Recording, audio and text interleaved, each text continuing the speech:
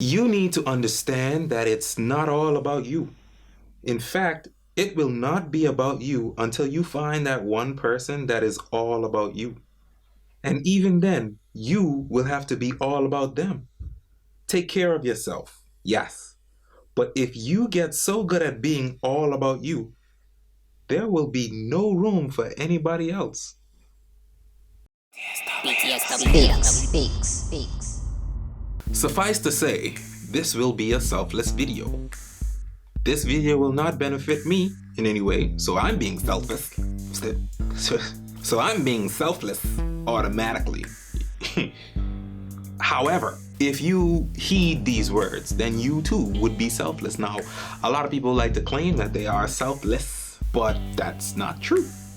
As a matter of fact, the opposite is true. And I'm sorry that selfless and selfish sounds so similar together. It's almost like a tongue twister, and they mean the complete opposite. So if you don't know what selfless means, just know that it is the opposite of selfish. So a part of being selfless is being all about someone else. Now, this is specifically for romantic relationships, but there is a trickle.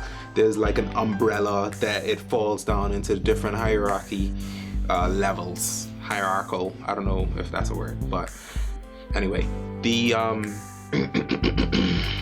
the point of this, if it is not already clear, is to show you, whoever watches this, that every time you think about doing anything that benefits anyone, ideally in a perfect world, that thing should only benefit or primarily benefit someone else.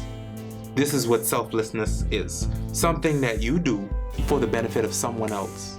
Now, if you happen to gain from it, cool, that's a plus. But the primary objective of you doing this thing is to benefit someone else. Now, usually the reason why people are so selfish in this world is because they might start out doing that, saying, oh, well, I do all these things for these people, but nobody's really doing anything for me. Well, the thing is, the reason why nobody's doing anything for you is because you ain't really doing everything for everybody. I mean, I'm sorry to be so bold. I don't know your life. I could be wrong. I'm probably not wrong, but I could be wrong. And so I can't tell you that you ain't been doing what you claim that you've been doing. However, the only way to get someone else to do something for you selflessly is for you to do it to that person. Now, if you did not practice being selfless with everyone and just being all about someone else, you don't have to be all about everyone. I'm not saying to go out there and be a people pleaser, but I am saying that you need to practice being someone else's someone, because when you find your significant other, you will want that person to be your someone, your significant other. But if that person was doing the same thing you was doing, which is being selfish instead of selfless, both of y'all would end up just being selfish in a relationship. And, you know, that will last forever. I'm being sarcastic, it won't last a long time. That was a joke. Anyway, what I'm trying to say is that you need to understand that it's not all about you. Humble yourself.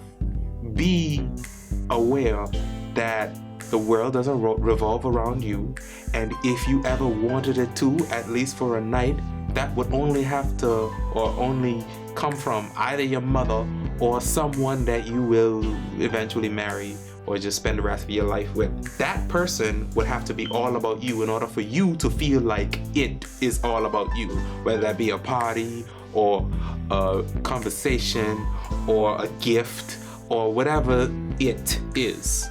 The only time it will be all about you is if someone else made it so. Because if you always make it about yourself, then nobody else would ever think to even try and do that. No one wants to please a selfish person. Now, I know everyone would agree with that, but everyone doesn't realize that there are a lot of people who are just plain old selfish. Now, if you know that you are a selfish person, you can't expect to be in a relationship with someone that is selfless, because they'll be giving and giving and giving, and you be taking and taking and taking, and that person never gets the advantage or benefit or even privilege of being in a relationship with you, because there is none. And then ultimately you won't get the full benefits of being in a relationship with that person, because a part of being selfless is that trickle that we talked about earlier, where you do something selflessly just for another person, and the smile that it brings to their face alone would make you feel fulfilled. Now, this is rare. A lot of people don't ever experience this because they're way too selfish. But some selfless people would give a gift or a compliment or something like that, and the smile alone would make their day. It's just, I know that I made you feel good, and that's enough for me. You don't have to reciprocate it. You don't have to give me anything. I don't want it. Because you being appreciative of what I did is enough for me.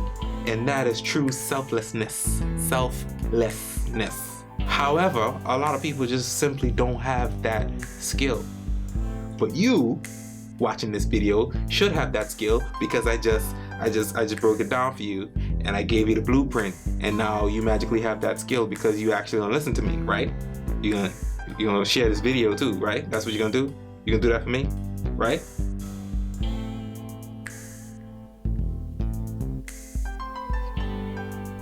Anyway, if you forget anything that I said in this video, just remember that I said to you that it's not all about you. And if you ever wanted it to be all about you, then you would have to wait for someone else to make it all about you.